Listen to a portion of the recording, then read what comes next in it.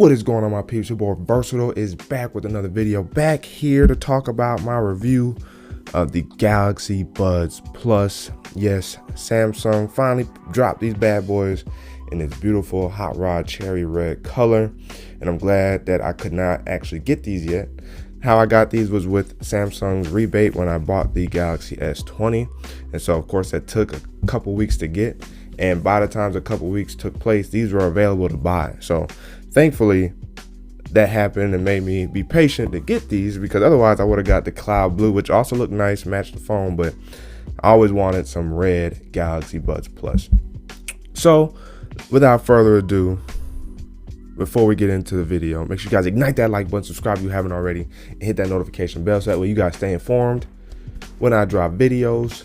Now let's get into the video, and the first thing we're going to talk about is the one dislike I have with these, and it's not even necessarily a dislike, it's just something that I stumbled upon because I use ambient sound, and that is turn it off when you go outside. These guys easily pick up wind noise, so even if you have it on its lowest ambient sound setting, turn them off.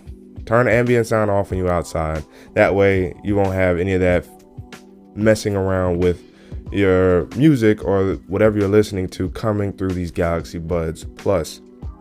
Now let's get to my likes. Now, one of my main likes about these is, I don't know if it's because of its Bluetooth 5.0, but these guys easily connect to any device once they have connected to them once. So let's say I have these connected to my Samsung Galaxy S20.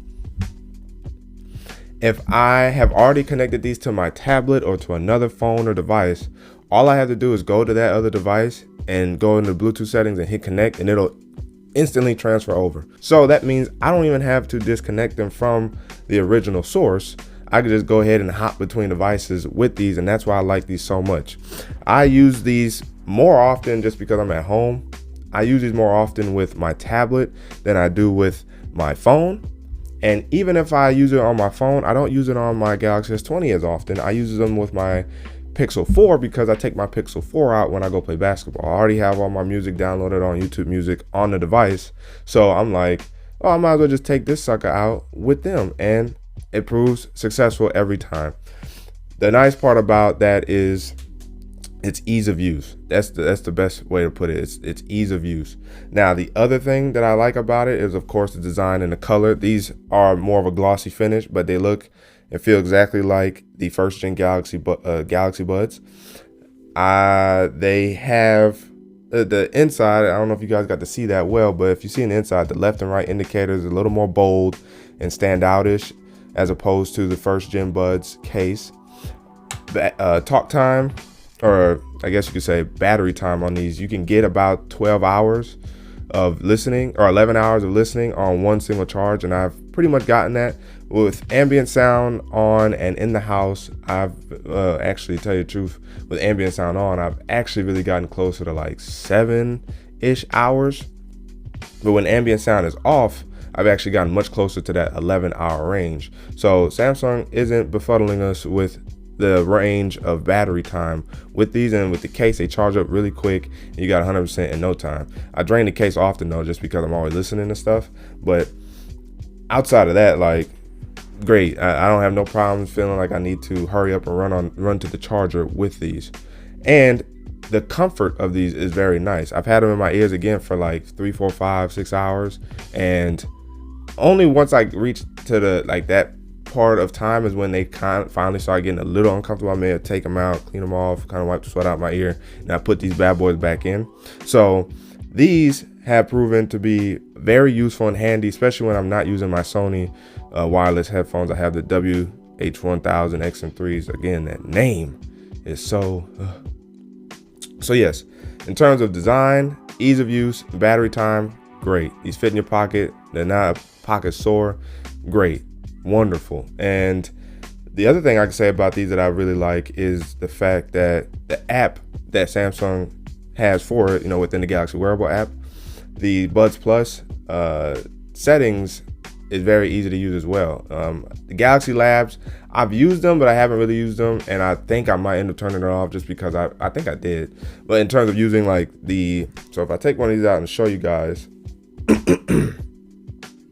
right above, like right where the little wingtip is right here, hopefully it doesn't get me, but if you see like right in this area, you can control volume up here within Samsung's Labs feature on these.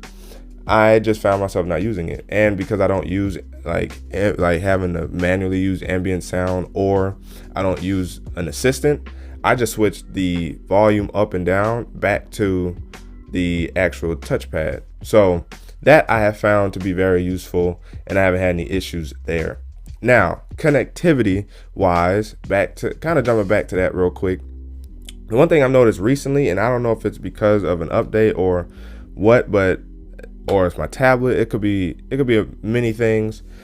One thing I've noticed that these have done is both earbuds will kind of intermittently kind of shift as if they're having trouble connecting to the tablet, and I'll hear it like kind of go out on either one, and then they'll kind of reestablish connection, and I'm in the house chilling, so nothing interfering with connection.